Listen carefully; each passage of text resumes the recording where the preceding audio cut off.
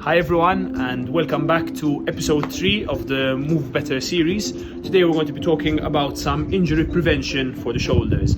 As you all know, the shoulder is intrinsically a relatively unstable joint, and it relies a lot on muscles to keep it stable and prevent injuries, both for overhead athletes but as well as people in day-to-day sports and day-to-day activities. So we're talking about ways to prevent injuries in the shoulder. Fantastic. Okay, so I have to admit, one of my pet peeves is seeing people in the gym with weights and just swinging their arms around and trying to do rotator cuff work like that. The reality is that you're not targeting anything but your biceps, and you're definitely not going to be targeting the muscles which are going to help you prevent injury in the shoulder. Just some very basic anatomy. One of the really important groups of muscles in the shoulders is the rotator cuff. It's a group of 4 muscles, and they give stability to the head of the shoulder and stop it from things like dislocation, allow it to move properly. So it's a really important group of muscles. Okay, so we'll dive straight into exercise 1. So for exercise 1, you want a relatively light weight. I would say if you're just starting out with this, don't go over anything like 1.5 to 2 kilos. Okay, so if you're at home, a liter and a half bottle of water should be fine. You want to get yourself into sitting, ideally have something supporting your back behind you, and just place the working arm on a bent knee. Okay, so just want your elbow there, starting at 90 degrees, rotate down and rotate back up. 90, 45, whatever you want to call it, but it's just that partial range of motion, rotation up and down. We're going to work for 3 sets, 12 to 15 repetitions. Don't let your shoulder drop forward, so always keep your shoulder blade tucked back against the wall, nice and straight.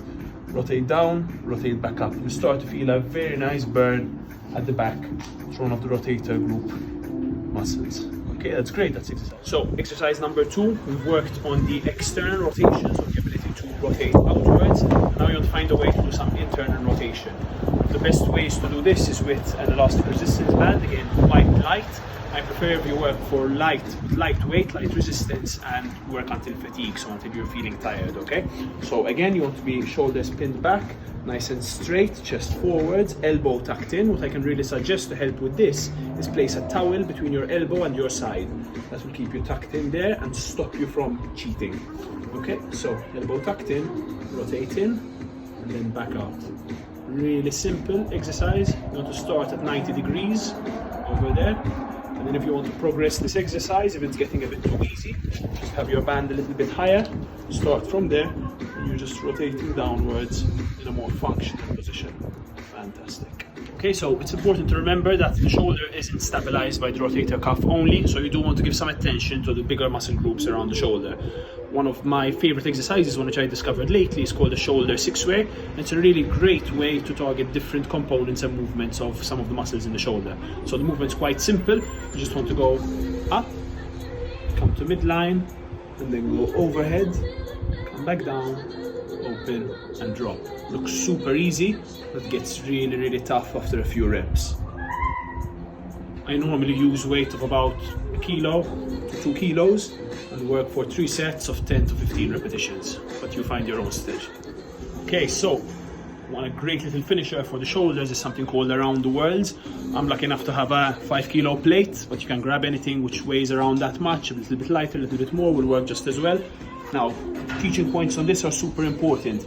Fully extend the elbows and then soften them. So you want to work with soft elbows. You want to go clockwise first and then anti-clockwise. Some of the common mistakes I see in this is people rocking all over the place.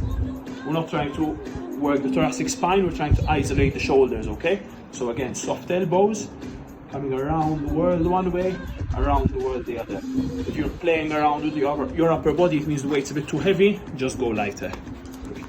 Okay, so I know I normally do 4 exercises, but I'm going to give a 5th bonus exercise because it's a really great way to finish off the circuit, or as a standalone exercise for the shoulders. It also gets you moving a little bit, so that's definitely a positive. So it's a lighter weight up top, heavier weight down below. In my case, it's 5 kilos, 7 kilos. The main movement you're looking for is rotation. What I like to do to give a bit of instability at the same time is to include something like a lunge while I rotate. So that's making the shoulder work to stabilize. You're looking for rotation at the same time. You can be doing anything else. You can be working on an unstable surface, working into squat. I just find the lunge and walk is the best way to work this out. so much for following on to the end. Remember, you can send me your DMs. I'll be answering them tomorrow in the live session, so first live session tomorrow.